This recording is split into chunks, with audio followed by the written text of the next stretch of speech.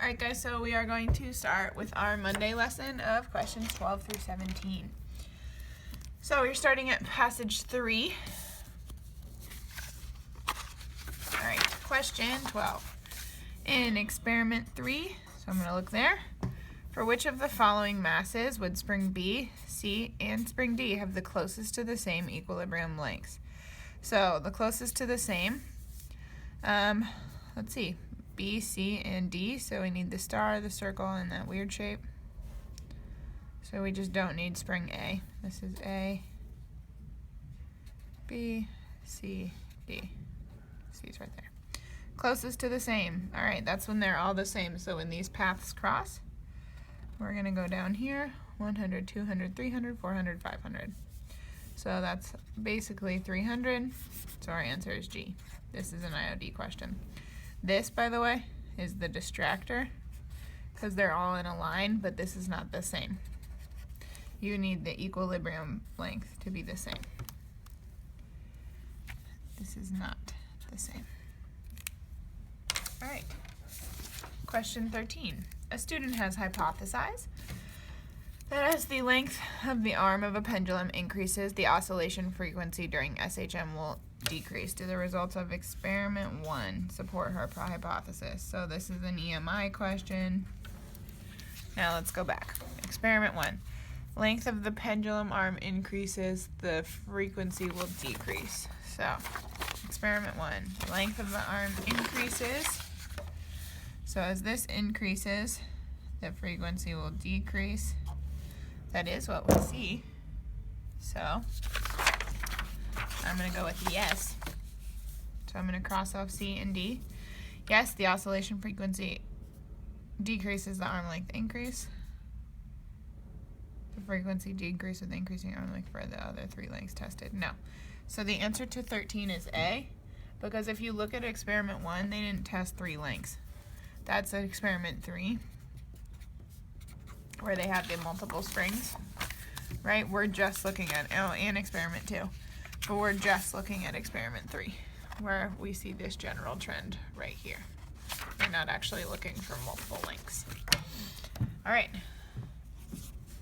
So the step to solve that problem was find where it says to look, right? Determine the trend on the graph.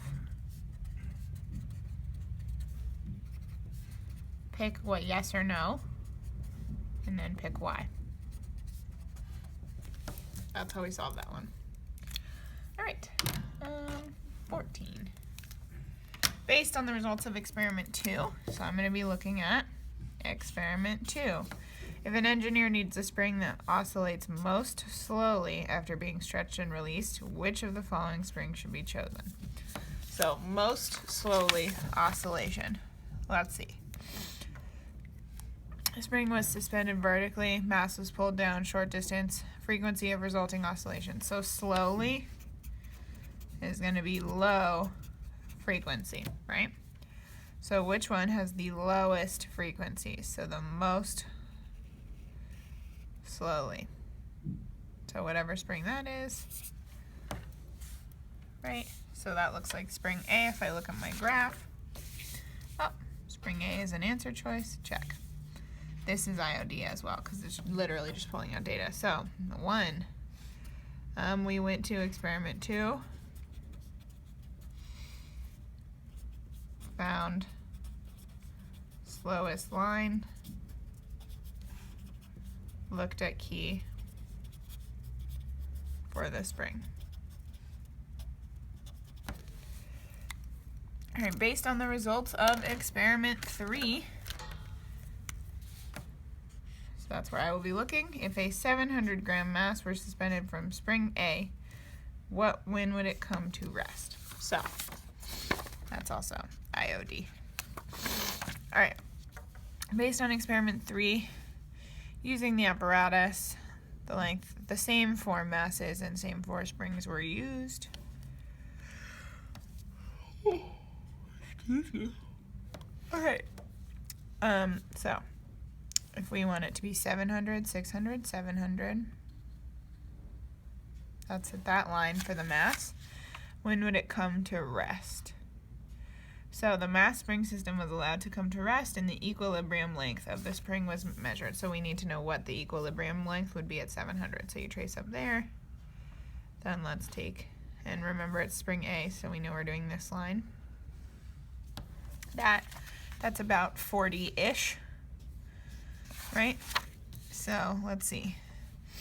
We're gonna pick our answer choice that has 40 in it, so I'm closest to 40, so less than 20 will not work. Between 20 and 30 is too small, and greater than 50 is too large. So that would be between 30 and 50. The answer to 15 is C. All right, second to last one. 16. The students tested a fifth spring, spring E, in the same manner as experiment 2. With a 100-gram mass suspended from spring E, and we're going to be looking at experiment 2, the oscillation frequency was 1.4 hertz. Which of the following lists the 5 springs by their oscillation frequency with a 100-gram mass suspended from fastest to slowest? So that would be highest on the Y to lowest. And this is lowest. This is also IOD. So what we're going to have to do is go to the graph, put spring E in graph. That's my graph. And 3, then list. Okay. List high to low. All right, spring E has 1.4 hertz at 100 grams. So 100 would probably be right here. And 1.4 would be here-ish. That's going to be spring E. So that would be spring D, E, C, B, A. Well, they made it easy for us there, right? So let's see what list D, E, C, B, A. It was in order. Hooray! It won't always be in order, but this one was. All right, and the final question. Oops. All right, experiment 1 was repeated using a larger pendulum mass, so we're going to repeat experiment 1. And this is going to be heavier. Which of the following best expresses the comparison between the results found using the larger pendulum and the original? So that's IOD again. I'm going to go ahead and flip to experiment 1. Now let's see here, the arm length. Students performed these, the end of the arm, small height, H was released, the frequency of oscillation was repeated for several different arm lengths. Alright, so the heavier the mass got, if we look at the other graphs, the larger mass had a lower frequency. So we're probably going to put this graph below where we were, right? So original mass, larger mass. So you have to look at experiment 2 for a hint here, right? Experiment 2 could provide a hint, but then let's revisit. Okay, so what did we study? Because it doesn't tell us to look at experiment 1, so that's going to be your impulse. But experiment 2, you're only allowed to look at experiment 1 though. So this is our graph, and it says arm length and oscillation frequency. So now we're going to go here,